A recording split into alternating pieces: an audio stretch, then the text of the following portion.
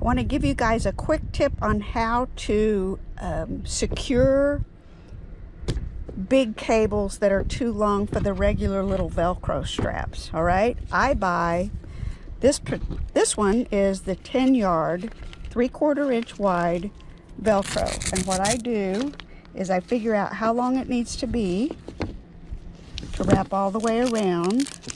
1.5 times. 1.5 times helps it stay secure really well. And then I add another inch to it, okay? Take the end, bend it over, make a snip so you've got a hole, like so.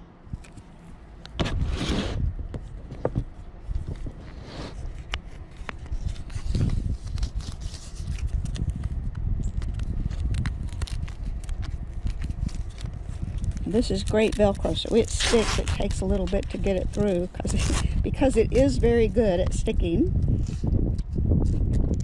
And get it through. I've got it long enough that it kind of Velcros to itself to hold it in place. And then when you do the wrap and a half around your